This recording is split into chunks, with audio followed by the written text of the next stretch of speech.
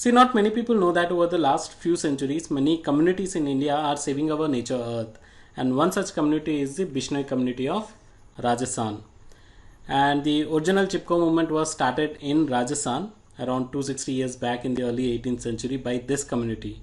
And the Chipko movement, or you can even say Chipko Andolan, was a forest conservation movement where people hug the trees to prevent them from being cut, something like this. And it all started in the year 1700 AD in Khejali village of Rajasthan. And around 363 Bishnois sacrificed their lives for this Khejri trees.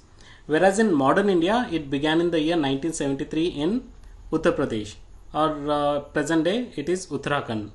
And it went on to become an iconic event for many future environmental movements all over the world. So first we will see the original Chipko movement. So like I said, it all started in the year 1700 AD in Khejali village of Rajasthan, and around 363 Bishnois sacrificed their lives to save these Khejri trees. And there is one very famous story about a girl, that is Amrita Devi, who died while trying to save the trees which were grown in her village. And the village was under the rule of a local Maharaja who wanted to build a palace for his family, and he ordered his servants to bring wood from the nearby village. And the woodcutters arrived the village to cut the trees. Amrita and other women of the village jumped in front of the trees and hugged them.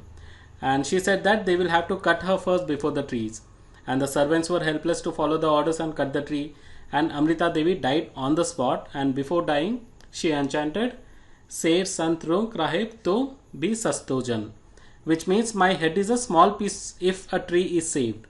And it shows how much they love the mother nature. And after this incident, the Maharaja gave a strong royal decree preventing the cutting of trees in all the Bishnoi villages. Now let's have a look at the modern Chipko Andolan.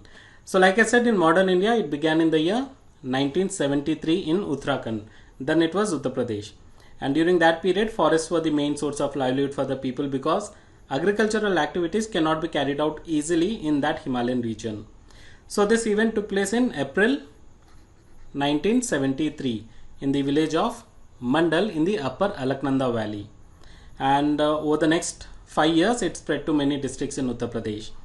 And it all started by the government's decision to allot a plot of forest area in the Alaknanda valley to a sports company. And this angered the villagers because their similar demand to use wood for making agricultural tools had been earlier denied.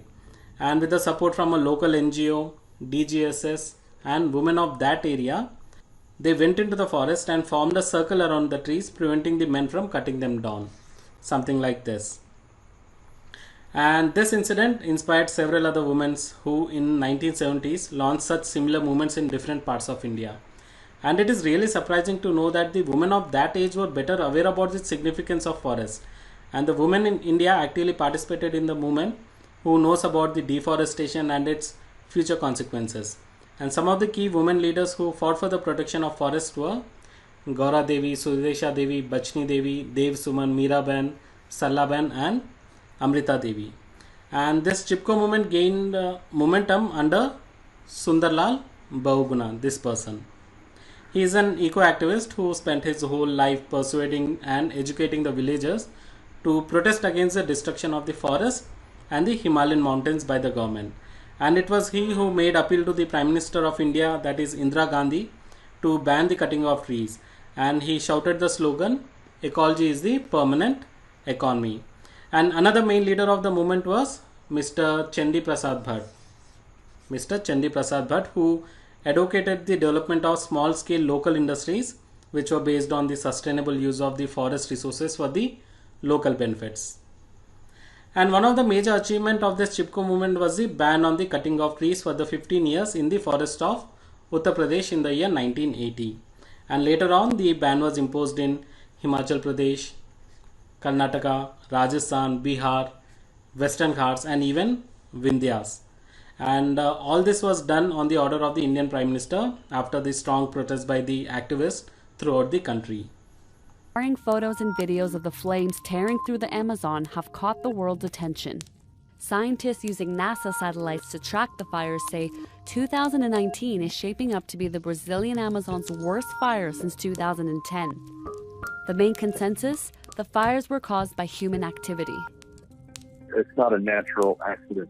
People set fire to just, reduce cover to get new forage for cattle grazing, on pastures. They might take advantage of the dry season to clear woody, shrubby cover that is encroaching on their land. That's Matt Henson, a professor at the University of Maryland who has studied the satellite images of the fires. He's in Brazil now. The images show the fires are burning on farmland where forests were already cleared for agriculture. Most of the fires were likely set by people preparing the land for planting, a common practice in agriculture that happens every year. Most years, some of those fires spread to unintended areas, and some years are worse than others. So what's different this time around? Why are we paying attention to the fires? Henson believes the smoke traveling south in the atmosphere into Sao Paulo, the commercial hub of Brazil, played a major role. And on the descent, you saw this really clear aerosol line in the atmosphere, this really clear layer of smoke. And that freaks people out. It just landed in Sao Paulo. Combine that with social media and celebrities chiming in, and you had the perfect storm. This isn't the first time Brazil has suffered dramatic forest fires. 2015 and 2016 were particularly bad years with the warming of El Niño, when droughts allowed the fires to spread quickly. But whether or not people are paying attention, it raises important questions about deforestation. Although locals say farming is an important part of their economic prosperity, Brazil has been applauded by the international community for slowing down deforestation in the early 2000s. But in the last decade, Brazil has been backsliding in terms of limiting deforestation. Large areas of land are cleared for cattle farming and to grow cattle feed like soybean. Meat production today is nearly 5 times higher than it was in the early 1960s. The consequence of this is an increase in deforestation, not only in Brazil, but around the world. To date, it looks like kind of the economic incentives always win against the forest. The forest is continually shrunk and fragmented. Beef, soy, palm oil, and wood products drive the majority of tropical deforestation. Forests, especially tropical forests, store an enormous amount of carbon. When forests are destroyed, that carbon is released to the atmosphere, accelerating global warming. You have to respect sovereignty. You have to respect economic development.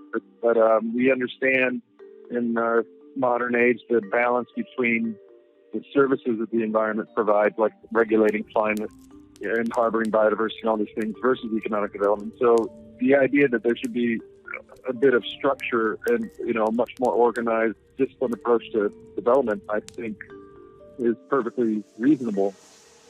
While there are some arguments about which year has seen the worst forest fires, one thing is clear: the Amazon is burning, and at least for the time being, the world is paying attention.